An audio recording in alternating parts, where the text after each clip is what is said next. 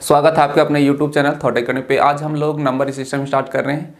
Number system को part by part करके पढ़ेंगे। यहाँ से हम कोशिश करेंगे हर एग्जाम को कवर करने के लिए, चाहे जैसे वो एसएससी, रेलवे, बैंकिंग इत्यादि कोई भी एग्ज़ाम हो, कोशिश करेंगे सब एग्ज़ाम को एक साथ कवर करें। तो वीडियो का अंत तक बने रहें।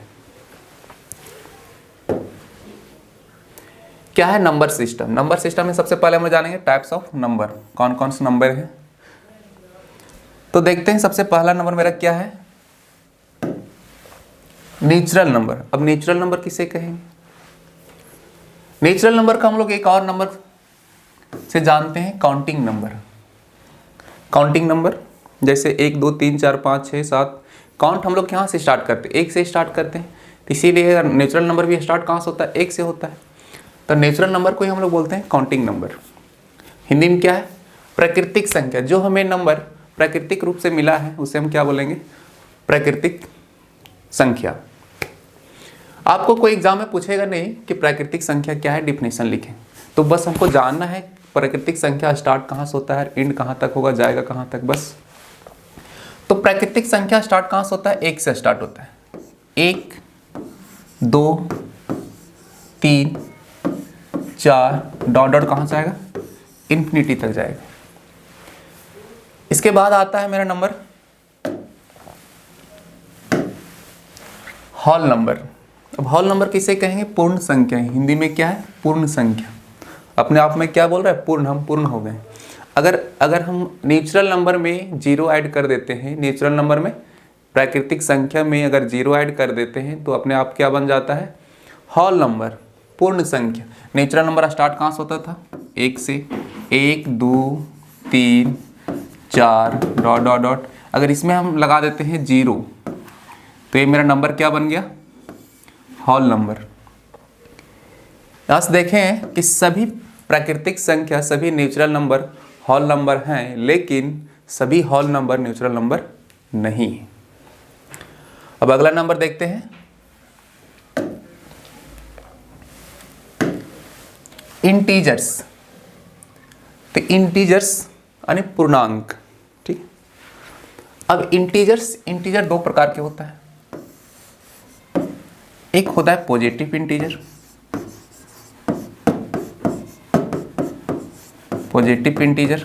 एक होता है नेगेटिव इंटीजर।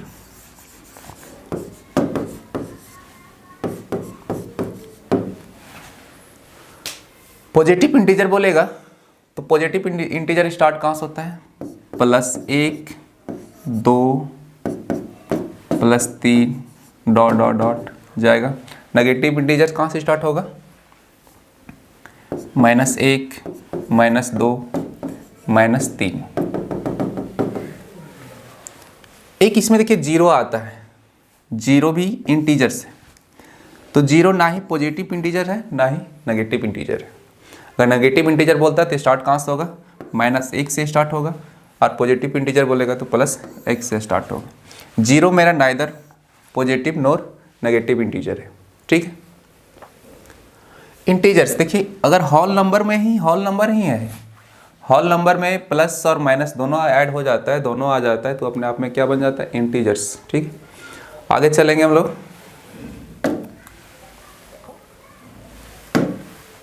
प्राइम नंबर अभाज्य संख्या। अभाज्य संख्या किसे कहेंगे? जो संख्या एक और अपने आप के अलावे किसी अन्य संख्या से पूरी तरह विभाज्य ना होता हो तो वैसी संख्या क्या कहलाता है? मेरा अभाज्य संख्या।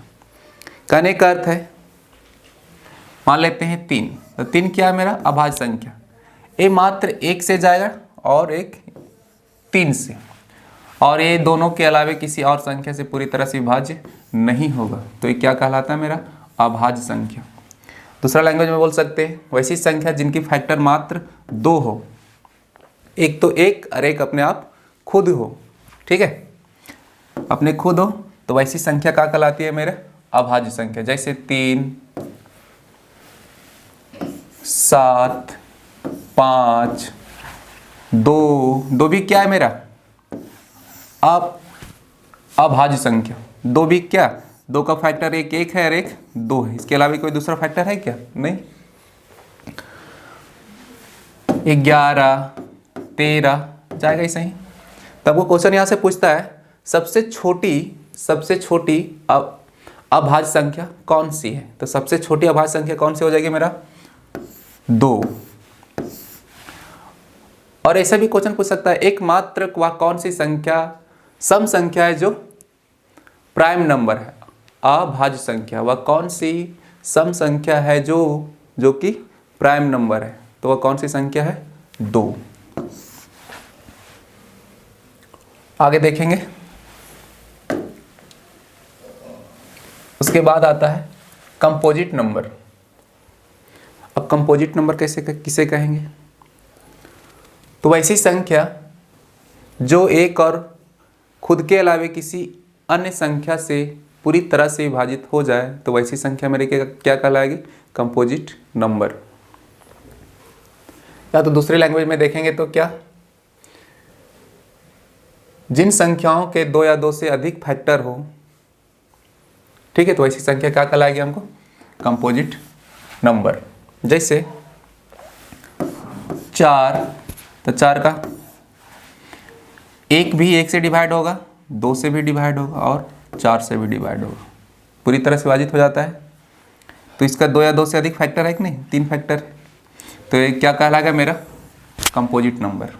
8 को लेते हैं तो क्या किससे किससे डिवाइड होगा? 1 से हो जाएगा, 2 से हो जाएगा, 4 से हो जाएगा, एक अपने आप 8 से हो जाएगा, खुद से 8 से हो जाएगा। तो क्या कहलाएगी? Composite number. अगला देखेंगे। कंपोजिट नंबर के बाद एक इवन नंबर और एक ऑड नंबर। सबको पता होगा इवन नंबर किससे कहेंगे? वैसी संख्या जो 2 से पूरी तरह से विभाजित हो जाता है, तो इसे क्या कहलाएगी? Even number. और वैसी संख्या जो 2 से पूरी तरह से विभाजित ना हो, तो वैसी संख्या क्या कहलाएगी? Odd number. सबसे छोटा सम संख्या क्या है? 2। उसके बाद 4, 6, 8, 10 और जो बच गया वो क्या मेरा कहलाएगा? Odd number. जैसे 3, 7, 11, 13, 17, ये सब संख्या क्या है? 2 से पूरी तरह से विभाजित हो रही है? नहीं तो क्या है? Odd number. अगर 2 से विभाजित हो जाती तो कौन सी संख्या होती? Even number. उसके बाद आता है मेरा रेशनल नंबर, परिमेय संख्या। परिमेय संख्या किसे कहेंगे? तो वैसी संख्या जिसको हम p/q के रूप में लिख सकते हैं और जहां q नॉट इक्वल टू 0 हो, तो क्या कहलाएगी? Rational number. जैसे p/q के रूप में लिखना है जहां q not equal to 0। q के मान 0 नहीं होना चाहिए, p के मान 0 हो सकता है। तो अगर कोई संख्या के हम p/q के रूप में लिख रहे हैं और जहां q नॉट इक्वल टू 0 है, तो वैसी संख्या क्या कहलाएगी? मेरा परिमेय संख्या। जैसे अगर मान लेते हैं 2 लिखा हुआ है, अतः आप बोलिएगा 2 तो p/q के फॉर्म में नहीं लिखा है, तो क्या ये परिमेय संख्या है कि नहीं है? तो परिमेय संख्या है। 2 है, कुछ नहीं लिखा हुआ था, ऑटोमेटिक हम जान रहे हैं क्या कुछ नहीं है तो 1 है, यानी 2/1 लिख सकते हैं। p/q के रूप में हो गया। क्या q नॉट इक्वल टू 0 है? तो ये संख्या मेरे क्या कहलाएगी? परिमेय संख्या। अगला देखते हैं इरेशनल नंबर, अपरिमेय संख्या। तो बात अगर परिमेय संख्या जान रहे थे या अपरिमेय संख्या आप खुद जान लीजिएगा। जिसे वहां क्या था, जो संख्या के p/q के रूप में हम लिख सकते हैं, वैसी संख्या क्या कहलाती है? परिमेय संख्या, जहां q नॉट इक्वल टू 0 था। तो बस यही लैंग्वेज में हम लिखते हैं क्या? वैसी संख्या जिनको हम p/q के रूप में नहीं लिख सकते हैं, तो वैसी संख्या क्या कहलाएगी? अपरिमेय संख्या। जैसे √2, √5, √7 इत्यादि।